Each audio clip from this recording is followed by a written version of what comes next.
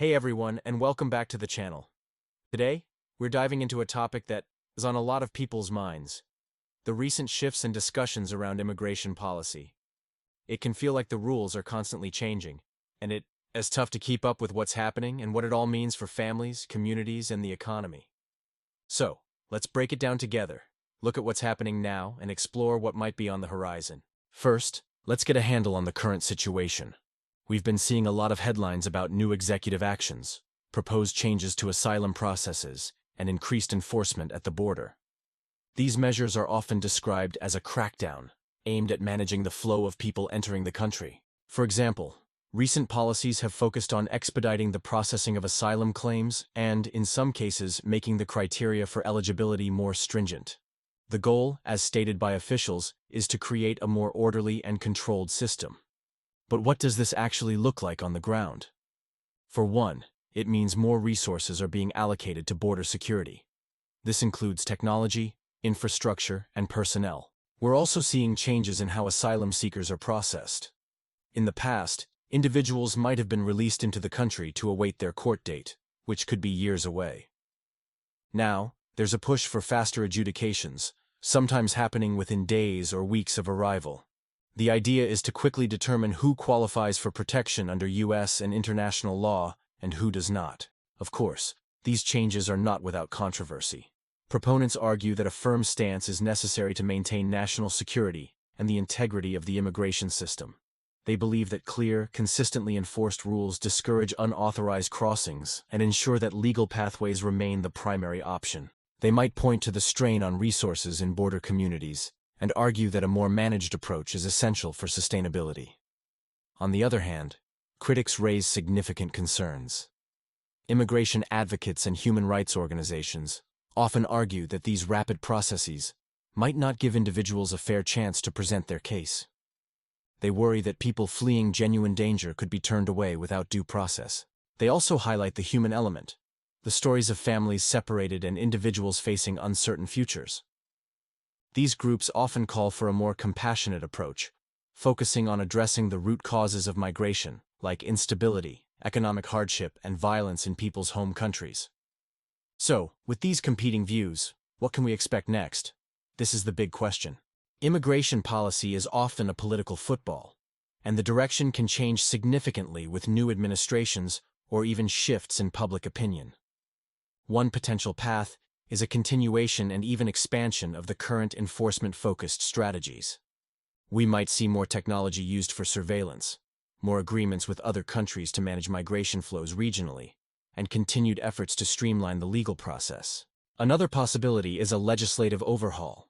For years, there has been talk of comprehensive immigration reform in Congress, but finding a bipartisan consensus has proven incredibly difficult. Such a reform could address everything from border security and a pathway to citizenship for undocumented immigrants already here, to updating the visa system for legal immigration. If lawmakers could find common ground, it would represent the most significant shift in decades. However, given the current political climate, this remains a long shot. We should also watch the courts. Many new immigration policies are immediately challenged in the legal system. Rulings from federal courts and potentially the Supreme Court can dramatically alter or halt the implementation of new rules.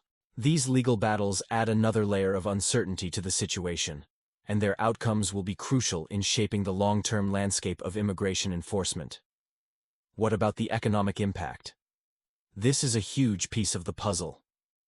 Immigrants are a vital part of the U.S. economy. They are workers, entrepreneurs, and consumers. A crackdown could affect labor supply in key industries like agriculture, construction, and hospitality. Some economists argue that restricting immigration could slow economic growth, while others contend that it protects jobs for native-born workers.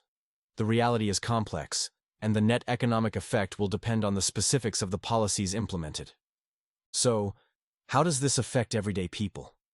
For immigrant communities, the current climate can create a lot of fear and uncertainty. People may be hesitant to access services or interact with authorities, even if they are here legally. For business owners who rely on immigrant labor, it creates operational challenges. And for the country as a whole, it forces a conversation about our values and identity. Are we a nation of immigrants, A nation of laws? Can we be both? Looking ahead, the debate isn't going away. We'll likely see a continued push and pull between enforcement and a more open, streamlined legal immigration system. The key will be to watch for specific policy proposals rather than just reacting to the headlines. Are they focused purely on the border, or do they also address the backlogs in the legal system? Do they offer solutions for the millions of undocumented people who have been living and working in the U.S. for years? It's also important for all of us to stay informed from reliable sources. Immigration is a deeply emotional and complex issue, and misinformation can spread quickly. Look at reports from nonpartisan research organizations, read analyses from across the political spectrum, and listen to the stories of the people who are directly affected. Ultimately, navigating the future of immigration requires a nuanced understanding. It's not just about building walls or opening gates. It's about creating a system that is secure, orderly, humane, and beneficial for everyone. It involves diplomacy, economic planning, and a deep look at our legal framework. As the situation evolves, we'll continue to track the changes and what they mean for all of us. The next few months and years will be critical in determining the direction of U.S. immigration policy for a generation to come. Thank you so much for tuning in today to discuss this incredibly important topic. I know it's a lot to take in, but staying informed is the first step. If you found this breakdown helpful, please give this video a thumbs up and consider subscribing to the channel for more deep dives into the issues that shape our world. Drop a comment below with your thoughts or questions. Stay safe, stay curious, and I'll see you in the next video.